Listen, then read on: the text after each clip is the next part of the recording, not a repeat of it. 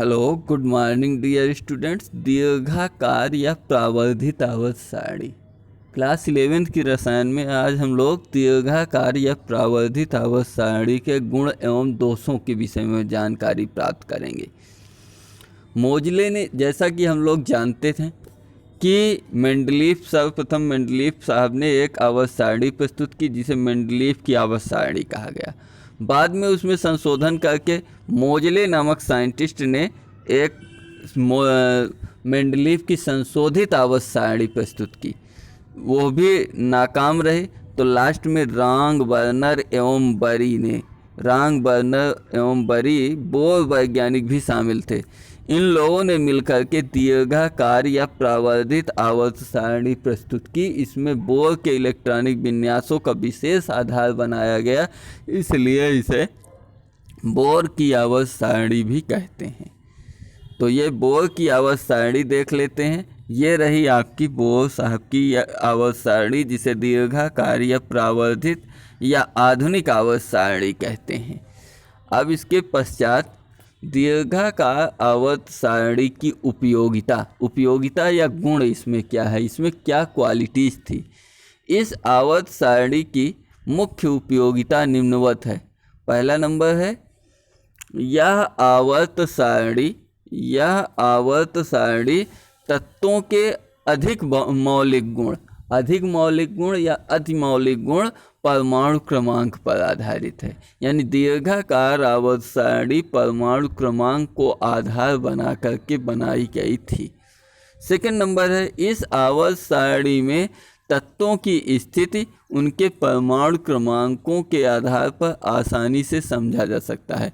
इस आवर्त सारणी में कोई तत्व कहाँ पर स्थित होगा, उसकी स्थिति को समझने के लिए उसके परमाणु क्रमांकों का ज्ञान होना चाहिए। तो परमाणु क्रमांक का ज्ञान होगा, जैसे परमाणु क्रमांक 26, तो आयरन तत्व कहाँ पर स्थित होगा, इसकी स्थिति को हम जान सकते हैं। तो परमाणु क्रमांक के आधार पर उनके तत्वों की स्थिति को हम समझ सकते हैं। थर्ड नंबर है, प्रत्येक आवर्त का पूर्ण होना न्याय संगत है। हर एक आवर्त, यानी कि दीर्घाकार आवर्त सारणी में 7 आवर्त थे, प्रत्येक आवर्त को पूर्ण होना चाहिए। पहला आवर्त, दूसरा आवर्त, तीसरा, इस तरह से हर एक आवर्त को पूर्ण होना चाहिए।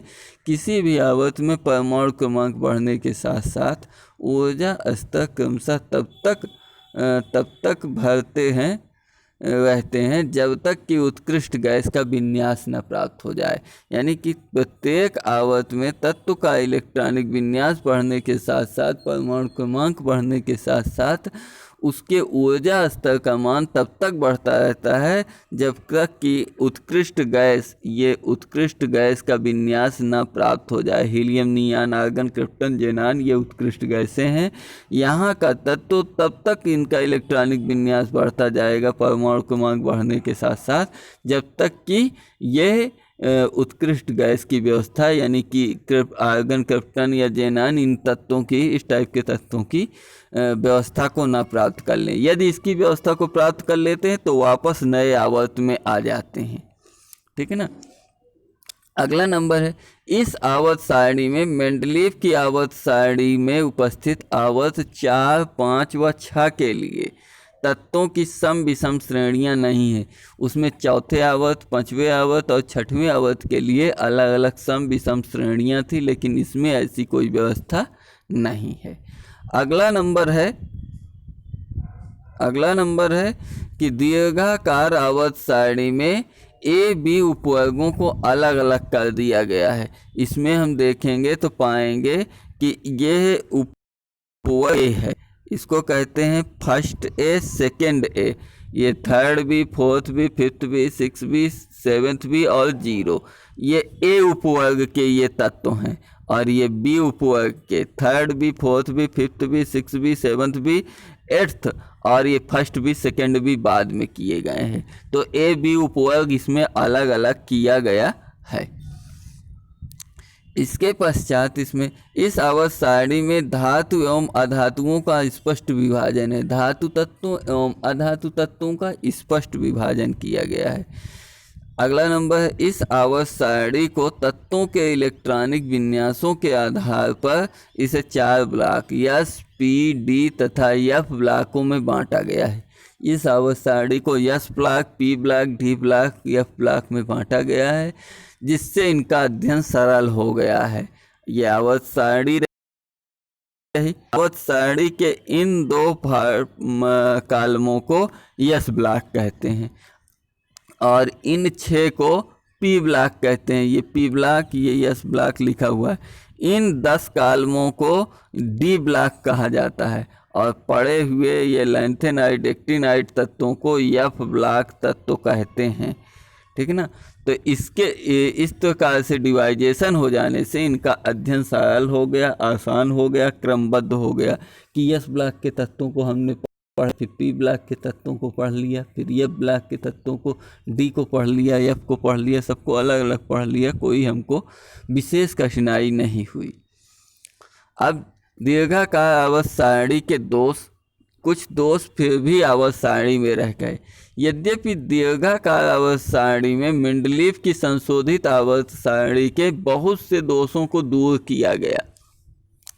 मेंडलीव की आधुनिक आवर्त सारणी या संशोधित आवर्त सारणी जो थी, उसके बहुत से दोषों को दूर करने का प्रयास किया गया, किंतु फिर भी इसमें कुछ दोष रह गए जो निम्नवत हैं।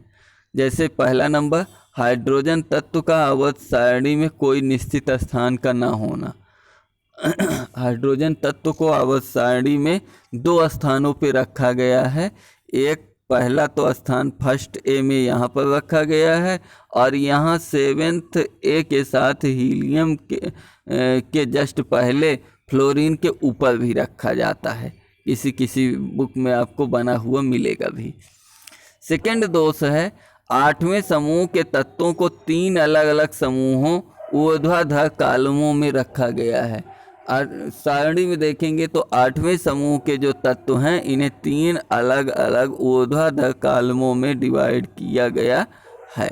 ये 8वां समूह है। ये इसमें 8, 9, 10 को इकट्ठा ये डिवाइड किया गया है। ये अलग अलग ना होकर तीनों को 8वां समूह ही कहते हैं, जो कि दोष है एक तरह से।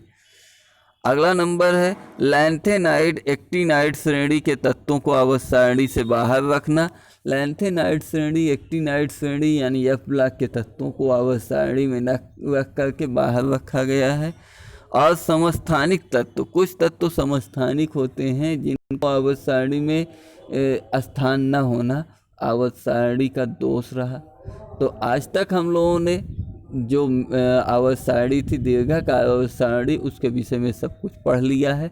अब हमको आगे की बातें पढ़ना होगा, जैसे 100 से अधिक परमाणु के क्रमांक के तत्वों का इलेक्ट्रॉनिक विन्यास कैसे करें। अगले टर्न के लिए हमारा टॉपिक होगा।